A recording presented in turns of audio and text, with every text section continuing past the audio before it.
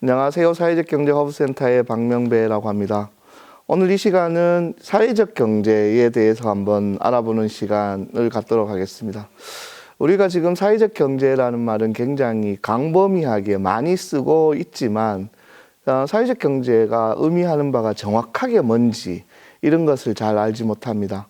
어떤 사람들은 사회적 경제를 좋은 경제, 착한 경제라고 이야기하기도 하는데 저는 사회적 경제는 착한 경제, 좋은 경제라고 하지는 않습니다. 오늘 같이 한번 잘 살펴볼 건데요. 사회적 경제는 뚜렷한 목적이 있는 돈을 수단으로 쓸 수 있는 경제라고 할 수 있겠습니다. 그러면 오늘 사회적 경제에 대해서 먼저 알아보도록 하겠습니다. 대한민국은 어떻게 보면 고도 성장을 해왔습니다. 전 세계가 1800년 동안 성장 없이 농경사회를 살아오다가 약 200년 전에 산업혁명이라는 걸 통해서 지금 우리가 하고 있는 근대화, 공장 이런 것들이 만들어졌습니다. 유럽이나 이런 데는 200년, 250년 해온 일을 대한민국은 1950년 한국전쟁을 겪고 나서 약 40년, 50년 정도 만에 고도 성장을 해오는 산업화의 압축적인 시기를 겪습니다. 이 시기를 통해서 지금 나타나는 문제 세 가지 때문에 대한민국은 사회적 경제라는 일을 시작하고 있습니다. 첫 번째로는 고용 없는 성장입니다. 두 번째는 시장의 역할, 시장의 한계 이런 것이 지금 만들어졌다 이렇게 볼 수 있고 마지막으로 산업 패러다임이라고 하는 건데요. 산업 패러다임은 돈 버는 구조가 달라진다 이렇게 볼 수 있겠습니다. 고용 없는 성장이라고 하는 것은 우리 사회에서 가장 중요한 대한민국은 고용을 통한 성장을 해왔습니다. 고용 없는 성장이라는 말이 대두된 이유는 과거의 고용 문제는 기업, 대기업들이 고용을 해결했습니다. 물론 아직까지 상당수 중소기업이나 대기업이 고용 문제를 해결하고 있는 것은 사실이지만 과거에 비해서 비약적인 고용을 해내지는 않습니다. 특히 대한민국은 공적 자금을 투입하고 그로 인해서 고용을 확대하는 정책들을 가지고 왔는데 기업이 가지는 이윤 창출이라는 것이 과거에 고용을 통해서 극대화되었다면 지금은 고용과 이윤 창출은 큰 연관관계가 없는 과거에는 고용이 늘면 이윤도 같이 따라왔지만 지금은 고용이 는다고 이윤이 따라오지는 않습니다. 그래서 많은 분야에서 대기업들은 고용보다가는 더 많은 이윤 창출을 위해서 과거에 비해서 고용을 현저하게 적게 하고 있다 이렇게 보시면 되고 특히 대한민국은 55세가 지금은 정년 고용노동부에서 봤을 때 고령자라고 하는데요. 55세의 정년이 많기 때문에 55세에 나온 분들을 위해서 신중년 일자리, 인생 이모작 이런 사업들을 지금 전개하고 있죠. 어쨌든 국가가 일자리가 필요한 이유는 세금 때문에 그렇습니다. 그래서 대한민국은 고도성장, 기업은 일자리를 책임지고 일자리가 만들어지면 일하는 분들은 거기에 합당한 세금을 내는 구조로 국가 운영을 해왔는데 지금은 고용이 어려운 사회가 되어서 2000년부터 2010년까지 국가가 나서서 고용을 해결하려고 했지만 뚜렷한 성과를 내지 못했습니다. 이후에 사회적 경제 기업들이 지금은 고용에 대해서 굉장히 큰 성과를 내고 있다 이렇게 보시면 되겠습니다. 고용 없는 성장을 통해서 국가는 세금을 걷어들이고 그렇게 성장해오는 날들이 있었습니다. 지금은 공적 자금이 투입되어도 대기업은 공적 자금을 받을 생각도 없고 그로 인해서 고용을 확대할 생각도 없는 것으로 그 한계가 조금씩 나타나고 있다 이렇게 보시면 되겠습니다. 두 번째는 시장의 효율성인데요. 이 시장이란 말은 산업혁명, 1차 산업혁명을 통해서 만들어졌다 이렇게 해도 과언이 아닙니다. 어쨌든 시장이라는 것이 만들어져서 이후 일정한 역할을 했지만 그 시장은 한계가 있습니다. 시장의 기능은 우리가 통상적으로 가격을 결정하는 일입니다. 보이지 않는 손에 의해서 가격이 결정된다. 아담 스미스가 이렇게 말해서 시장이라는 게 있는데요. 지금 가격은 누가 결정할까가 중요합니다. 수요와 공급이라는 여러 가지 함수 관계에서 가격이 결정된다. 초창기에는 그럴 수 있었지만 지금 가격은 대부분 물건을 만드는 사람들이 결정합니다.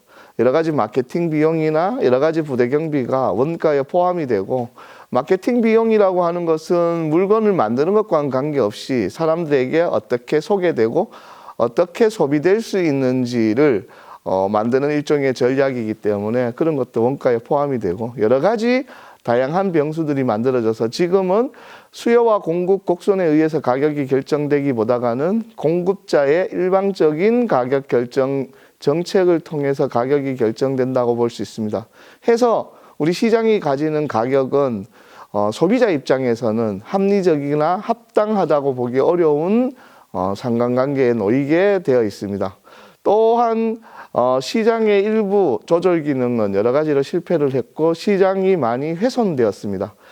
국가가 개입을 하거나 또는 국가의 개입을 약하게 해서 중간중간 조절을 해서 시장이라는 것을 함께 발전시켜야 되는데 일반적인 자본이 시장에 들어가서 여러 가지 작업들을 통해서 시장은 끊임없이 가격이 올라가는 그런 형국을 만들어 왔기 때문에 지금 모든 이코노믹이라고 하는 경제를 시장에 맡기기에는 어려움이 있다 이렇게 볼 수 있습니다. 마지막으로 우리 돈 버는 구조가 달라지고 있다. 전 세계는 약 1900년 동안 농경사회였습니다. 농경사회는 우리에게 먹고 살기 위한 시장이 필요했다면 산업혁명을 통해서 이윤이 창출되는 잉여 자본이라고 할 수 있는데요. 자본이 자본을 벌 수 있는 새로운 형태의 경제가 시작되었다고 볼 수 있습니다. 해서 농경사회 때 중요시 여겨지던 많은 것들이 산업사회는 중요시 여겨지지 않습니다. 대표적인 게 농경사회는 어른들이 존경받았지만 산업사회는 기술자가 존경받는 사회가 됐습니다. 농경사회는 농사나 토지 이런 게 돈이 되었지만 돈이 되었다기보다는 생활을 영위하기 위한 중요한 수단이 되었지만 산업사회는 자본, 돈을 벌기 위한 인생을 살기 시작하면서 공장과 기술이 돈이 되었습니다. 공장과 기술이 돈이 되고 기술자가 존경받는 사회로 살다가 지금 우리는 새로운 변화, 지식정보화 사회라는 새로운 산업으로 진입하고 있습니다. 과거에 공장과 기술이 돈이 되었다면 지금은 가치, 눈에 보이지 않는 협력, 신뢰 이런 것들이 돈이 되는 사회로 진입했습니다. 그래서 우리는 가치나 생각 또는 신뢰가 어떤 역할을 하는지 이런 것들을 알아야만 사회적 경제를 이해할 수 있다고 보시면 되겠습니다. 어쨌든 산업 패러다임이라는 것은 농경사회에서 산업사회, 다시 지식정보화 사회라고 하는 새로운 사회로 진입하고 있다 이렇게 보시면 되겠습니다. 화면에 보는 그림에서는 농경과 산업, 지식정보화 사회의 차이를 볼 수 있습니다. 실제로 지금 지식정보화 사회에서는 가장 역량이 사람이면 되고 돈을 벌어주는 것은 생각이 돈을 벌어준다 이렇게 볼 수 있는데요. 그 대표적인 예가 어떻게 보면 카카오 택시, 과거에는 택시를 몰고 택시를 사서 택시를 몰아야 택시를 운영해가 돈이 됐지만 지금 카카오 택시는 택시를 소유하고 있지 않음에도 불구하고 여러 가지 콜 서비스라든지 다양한 방식으로 카카오가 생각만 바꿨는데 이를 통해서 진보하고 있다 이렇게 이해할 수 있겠습니다. 마찬가지로 전 세계 힐튼 호텔이 숙박업계 부동의 1위였지만 에어비앤비가 3년 만에 숙박 단 한 채의 호텔도 가지고 있지 않으면서 오로지 시스템, 생각, 눈에 보이지 않는 여러 가지를 통해서 지금 숙박업계 부동의 1위로 하고 있습니다. 과거에는 뭘 소유하거나 기술이나 공장을 가져야만 내가 더 많은 부를 가져고 올 수 있었다면 지금은 이미 만들어진 여러 자원들을 어떻게 엮고 활용할 거냐가 가장 핵심적이다 이렇게 볼 수 있습니다. 그러면 생각이라는 것은 도대체 어떤 걸까? 이걸 한번 짚어볼 필요가 있습니다.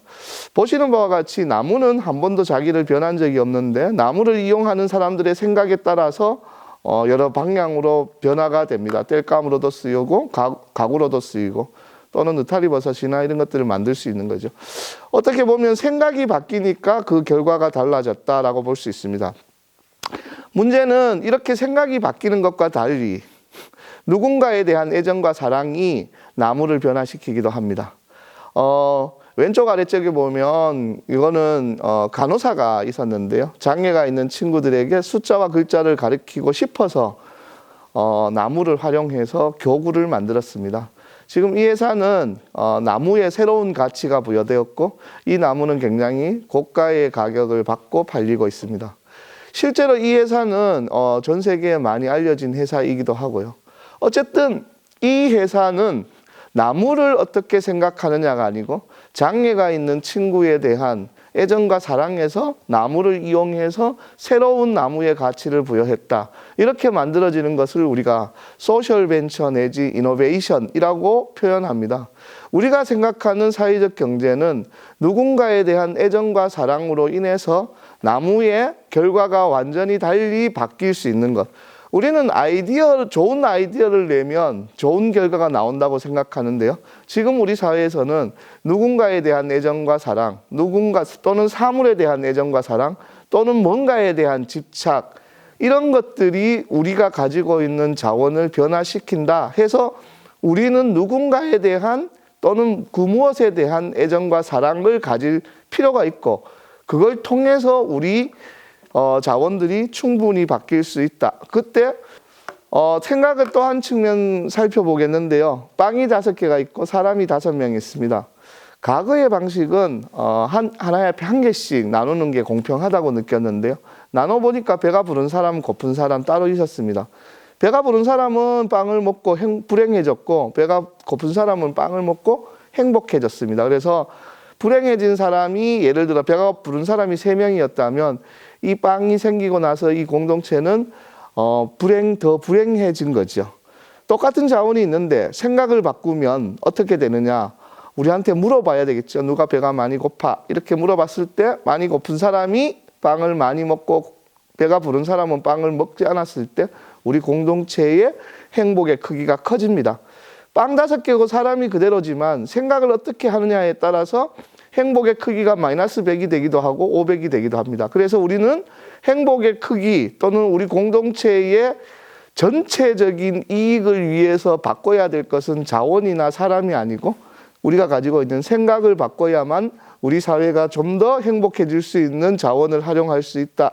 이렇게 짜장면의 한 그릇의 가치도 과거와 지금은 완전히 다릅니다. 특히 내가 어떤 상태냐에 따라서 짜장면 한 그릇은 다 똑같이 5,000원입니다. 근데 제가 굉장히 짜장면을 많이 굶은 상태에서 한 일주일 정도 밥을 안 먹은 상태에서 짜장면을 먹었을 때 짜장면에 대한 가치, 고마움은 50만 원 될 수도 있고 100만 원이 될 수도 있습니다. 배가 좀 부른 상태에서 짜장면을 먹었을 때는 그 정도의 가치는 없습니다. 짜장면은 5,000원짜리지만 내 몸 상태에 따라서 가치가 달라집니다. 제가 어렸을 때는 고무신을 주로 우리는 신고 살았었는데요.